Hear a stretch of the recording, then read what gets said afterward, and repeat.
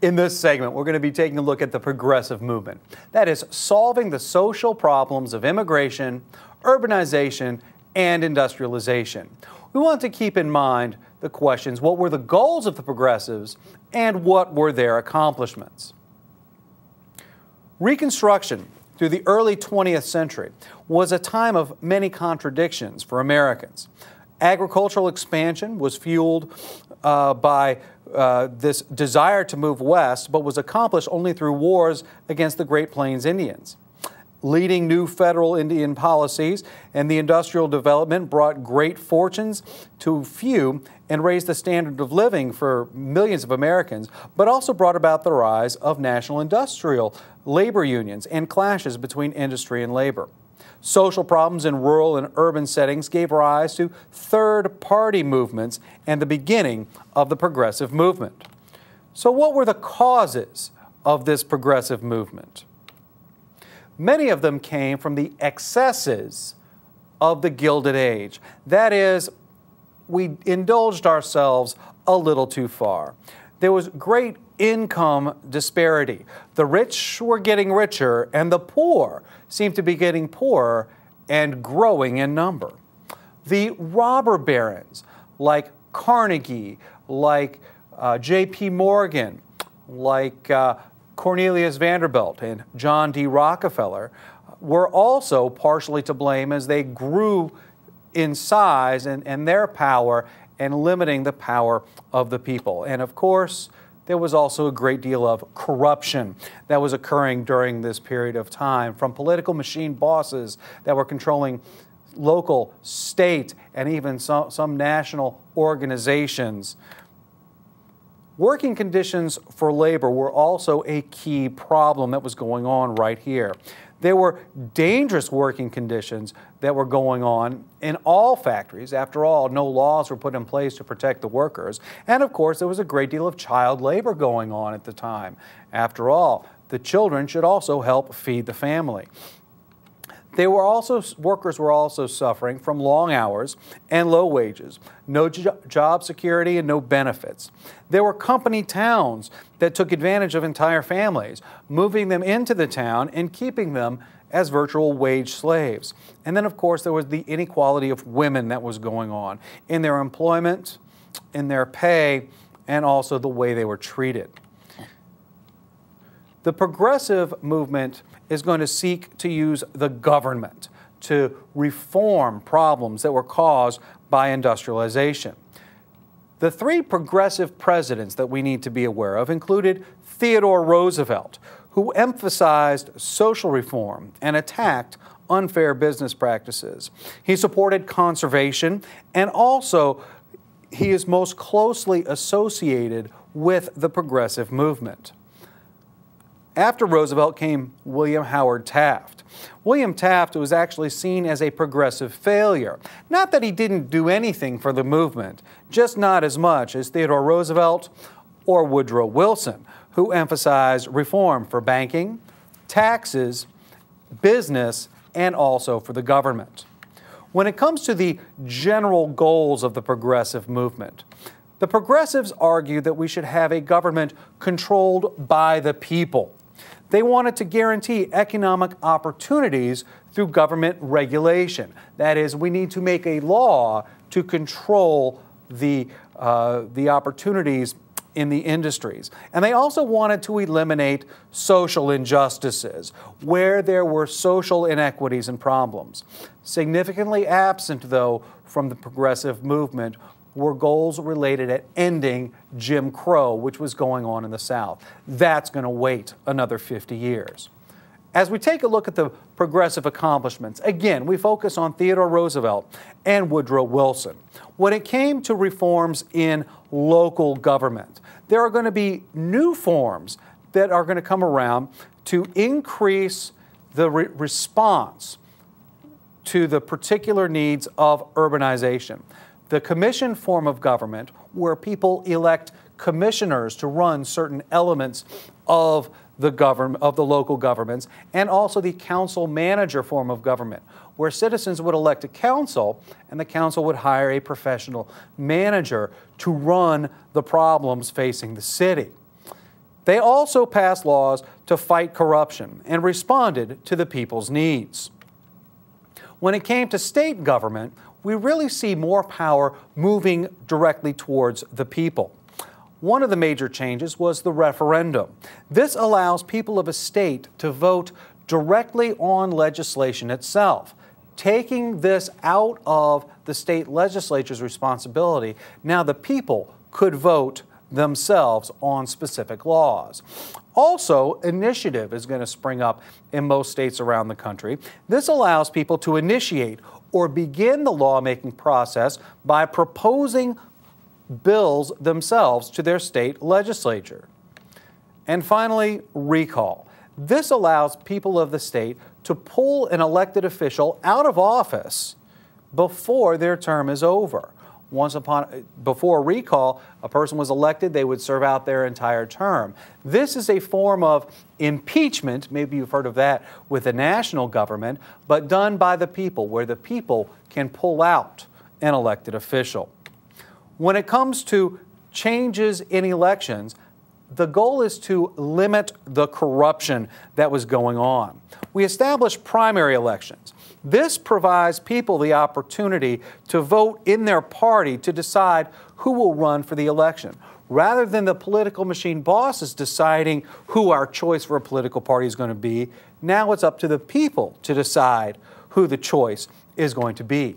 The 17th Amendment was another reform that happened during the progressive movement. This allows the direct election of senators. Prior to the 17th Amendment, senators were elected by the state legislatures. The Senate was even referred to as the Millionaires Club, where if a man could buy enough votes out of the state Senate, he could become a U.S. senator. This takes that away. Now the people across the entire state decide who will represent them as a U.S. senator. We also have the birth of the secret ballots in America in order to secure privacy and reduce outside pressures and ensure that secrecy. When it came to child labor, nothing was done nationally.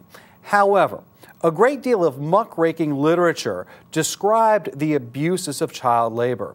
These muckrakers were those reporters who would expose the truth. They would publish stories about what was really going on. They would publish images about what was really going on. And America was shocked. As they exposed these problems within society, as they were writing these articles, Americans began to take note. Not everybody could see everything that was going on, but to find out what was going on made Americans demand for a change, including child labor laws. In many states across the United States, child labor laws were passed and enforced.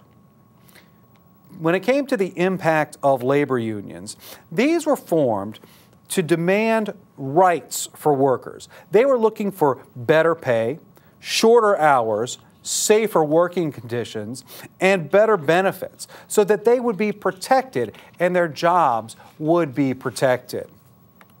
Some of the early labor organizations that we need to be aware of included the Knights of Labor.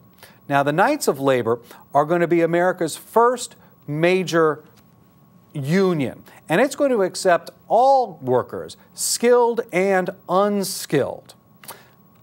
They were shortly followed by the American Federation of Labor. Samuel Gompers is closely associated with the founding and the early growth of the AFL. This is going to be a craft union. They don't accept unskilled workers. They only accept skilled laborers. And this group tended to be a little more prone to violence than the Knights of Labor. The American Railway Union was founded by Eugene V. Debs. He accepted everybody like the Knights of Labor did, skilled workers and unskilled workers. And anyone who had anything to do with the railway could join his union, whether you laid the tracks, made the steel, or worked the cars. The Industrial Ladies Garment Workers Union was also founded during this time. They demanded better working conditions in the textile industry, which seemed to keep women in a very, very terrible way, exploiting them and the work that they did. Strikes were not quite as common. They weren't necessarily an everyday thing, but they did exist. The Haymarket Square strike happened in Chicago, where many of the unskilled workers, the Italians and the Irish workers, got together to demand better wages in Haymarket Square. Again, that was in Chicago. The Homestead strike was against the Carnegie Steel Corporation. They felt that Andrew Carnegie was taking advantage of them, and they went on strike. Well, as you can see, that also led to violence. Andrew Carnegie called out some thugs to go beat up the workers and force them from the picket lines, and that ended in violence. And there was also the Pullman strike. That happened against the railroads. The American Railway Union, Eugene V. Debs, is very closely associated with that one. These strikes were all violent and led to public fear of labor organizations. While many were sympathetic to union causes, they did not like the perceived lawless tendencies. Certain gains are going to be made by these labor unions. For example, we do see limiting work hours during this period of time. We see a regulation of work conditions. Things slowly began to get better for these workers. And the rights of these laborers to unionize, to organize, and make group demands was also protected. But what about big business? Well, we also have a couple of antitrust laws. These are laws that are going to go against monopolies. The first one is the Sherman Antitrust Act. This is going to prevent any business that restrains trade or combines to restrict trade, like monopolies. It was rather unsuccessful, and it was very difficult to enforce. After all, the Sherman Antitrust said there's a law against restraining trade, but they did not define what that meant. So many trusts were able to get around the Sherman Antitrust Act. Well, in 1914, it was time to make an adjustment. The Clayton Antitrust Act closed many of those loopholes. They expanded the Sherman Antitrust Act. They outlawed specific things like price fixing. But they did exempt labor unions from the Sherman Act, thus protecting workers' rights. But women also had their leftover demands.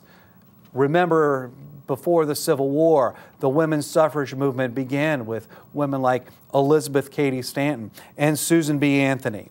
Well, after the Civil War, these women went back to work, demanding their right to vote. And they benefited from very strong leadership from these two women from prior to the Civil War. This movement is going to be a forerunner to the modern protest movement. That is, having marches, demonstrations, writing letters, rallying the public, trying to get things peacefully changed. They encouraged American women to enter the labor force during World War I to fulfill the jobs that were now left empty. Ultimately, in 1919, the 19th Amendment was ratified and added to the Constitution, and this is going to give women the right to vote. When we consider our four progressive amendments, the 16th Amendment was passed. This is going to allow the government to use an income tax. Prior to the 16th Amendment, a national income tax was seen as unconstitutional. But this, to the progressives, seemed the most fair.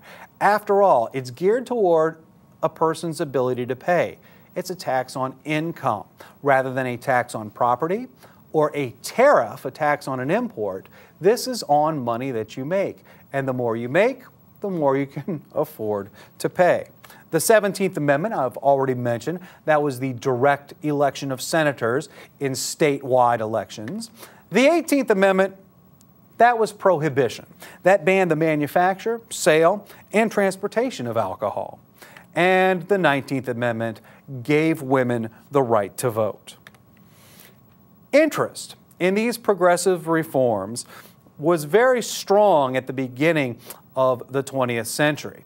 However, it didn't take long for these reforms and these ideas and these interests to fade. The United States is about to face a brand new crisis.